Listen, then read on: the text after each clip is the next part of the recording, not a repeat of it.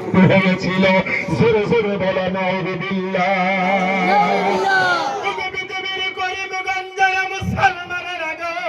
আল্লাহর নবী যখন আবি তালিবের জেলখানা থেকে বেরিয়ে গেল, 2 নম্বরে তাদের সিদ্ধান্ত হলো ইয়াকতুলুকা, তার মানে আমার নবীজিকে পৃথিবীর জমিনের মধ্যে তাহারা কতল করে দিতে চাই। আরে বাবা জোরে জোরে বলা যায় না নাউযুবিল্লাহ।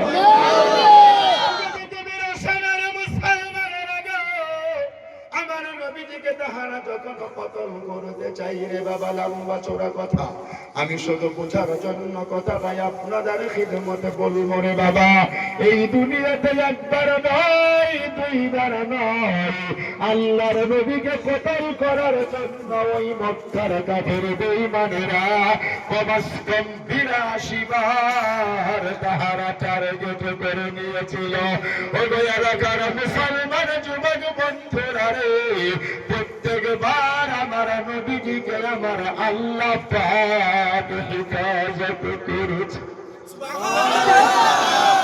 পৃথিবীর মুসলমানেরা গো, আমি ওয়াইশ করুনি হজের মৌসুমে যখন মদিনার মাটিতে ঘোরাগাড়ি করি, এখানে যদি কোনো হাজী সাহেব আছেন তাদেরকে জিজ্ঞেস করবেন, বলে দেবে মদিনার কথায় আমি নিজে বয়ান করতে নিজেকে কন্ট্রোল করতে পারি না রে বাবা।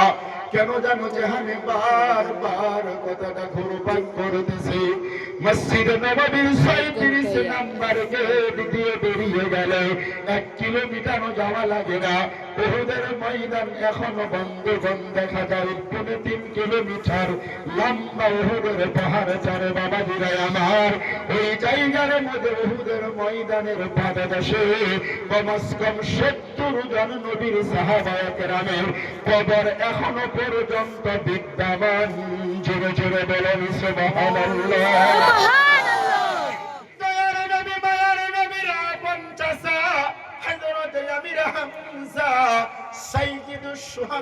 বলা হয় তিনিও পড়ে আছেন রে বাবা। ওই কবরস্থানের সাইডে ছোট একটা মাটির পাহাড় এখনো আছে। যদি কোনোদিন হজ বাইতুল্লাহ উমরা হজে যান, গিয়ে সেখানে দেখে দেখে আমার কথাটা মনে করে দোয়া করবেন রে বাবা। ওই উহুদের ময়দানের পাদদেশে আমার নবীজিকে কাফির বেঈমানেরা এমন ভাবে বেষ্টন করে ফেললেন, বেষ্টন পর্যন্ত চতুর্দিকে কাফির বেঈমানেরা তীর নিয়ে নাদা নিয়ে বললেন নিয়ে দাঁড়ায় গেল। আল্লাহর নবীকে ওই জায়গার মধ্যে কতল করে ফেলবে। যদি জোরে জোরে জোরে জোরে বলার ভাই আমার নাউযুবিল্লাহ।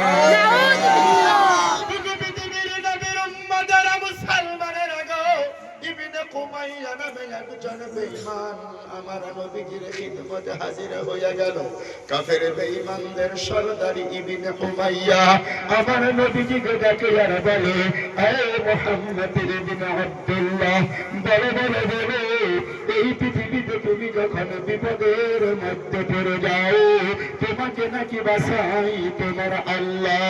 আজকে উহুদের ময়দানের পাদদেশে এখনই আমরা তোমাকে কতল করে ফেলব। বলো বলো বলো, আজকে তোমাকে আমাদের হাত থেকে বাঁচাইবে কে? ও মুসলমান যুবক বন্ধুরা, বুঝে থাকলে বলুন আমার নবীজিকে বাঁচানেওয়ালা মালিকের নাম কি? আর জোরে করে কইনার বাবা নাম কি?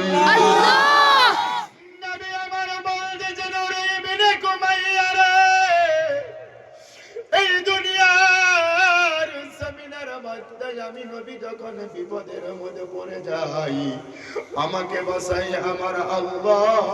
আজকেও আমাকে আমার আল্লাহ পাকি বাঁচাবে।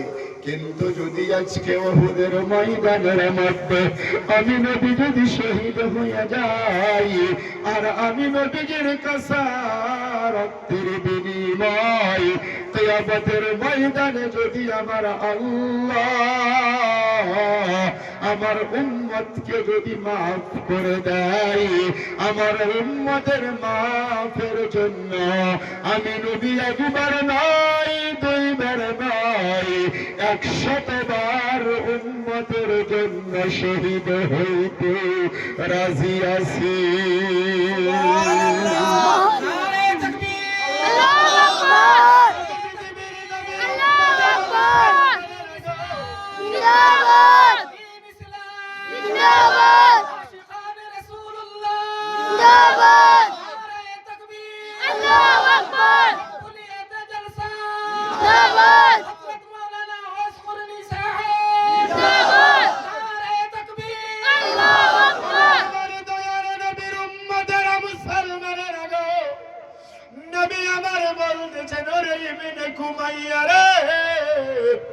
এই পৃথিবীর জমিনের মধ্যে আমি নবীজির কাছে রক্তের বিনিময় যদি আমার আল্লাহ আমার উম্মতকে যদি কিয়ামতের ময়দানে মাফ করে দেয় গো, আমি নবী একবার নয় দুইবার নয় আমার উম্মতের জন্য 100বার শহীদ হইতে রাজি আছি।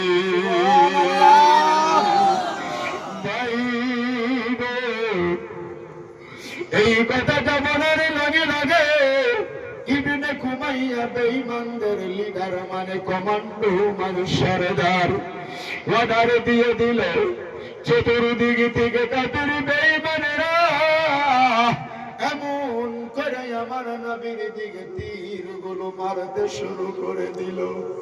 ওগো আল্লাহর নবীর আশিকেরা, ওগো পৃথিবীর নবীর উম্মতেরা, মুসলমানেরা গো, আল্লাহর নবীর সম্মুখে একজন মাত্র সাহাবা বন্ধুগণ সিরাত বিশ্বকোষে নামক কিতাবের মধ্যে লেখা হয়, আর রহিমুল মাখতুম নামক কিতাবের মধ্যে লেখা হয় ওই নবীর সাহাবাটার নাম ছিলেন হযরতে আবু তালহা। এই পৃথিবীতে জান্নাতের ওপেন টিকিট পেয়েছিলেন। জোরে জোরে বলুন সুবহানাল্লাহ।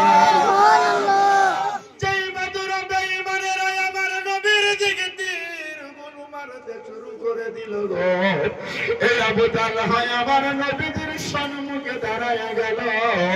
আল্লাহর নবীকে এরকম করে বুকের মধ্যে চাপা দিয়া ধরে আনসা দিয়া বুঝেন তো বাবা, এরকম পাঞ্জা দিয়া ধরিয়া নবীর খিদমতে বলে ইয়া রাসূলুল্লাহ, যত সময় পর্যন্ত আমি আবু তালহার শরীরের মধ্যে এক ফোঁটা রক্ত থাকবে গো, তত সময় পর্যন্ত আপনার শরীরের মধ্যে একটাও তীরের আঘাত লাগতে দেব না।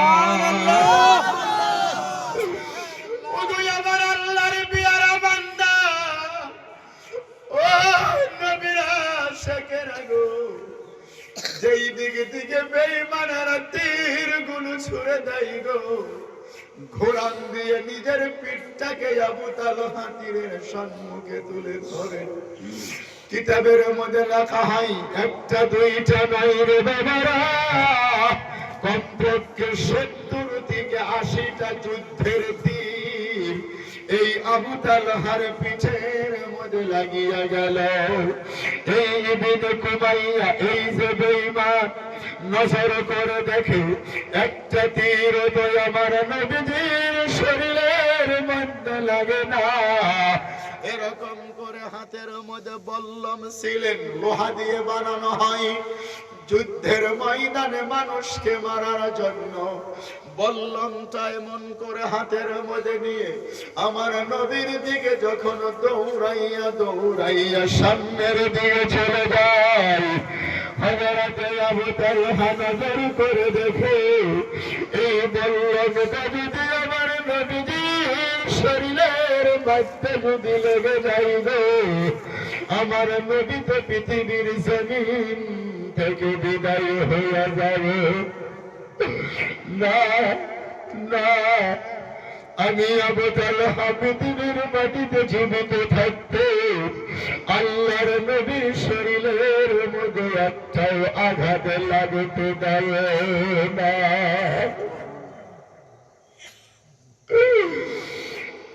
আল্লাহর বান্দা মুসলমানেরা গো, একটা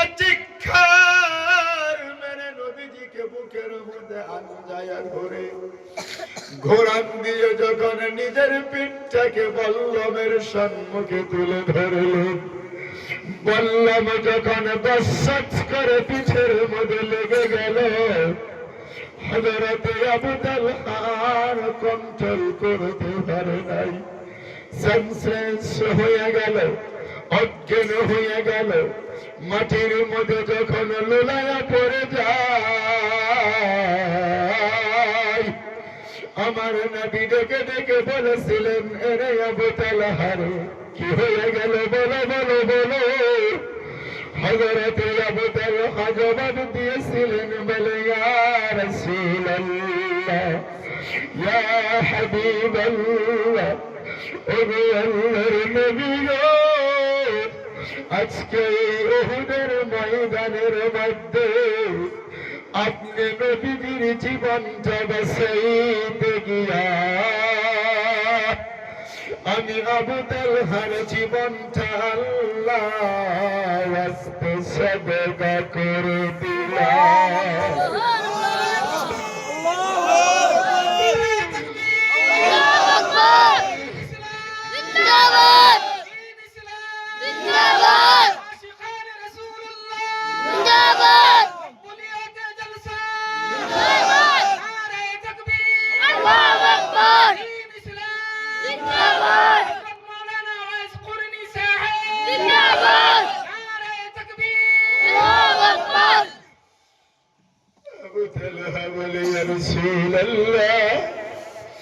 আজকে উহুদের ময়দানের মধ্যে আপনি নবীর জীবনটা বাঁচাইতে গিয়া আমি আবু তালহার জীবনটা আল্লাহ ওয়াস্তে হাদিয়া করে দিলাম নবী আমার বলতেছেন ওরে আবু তালহা রে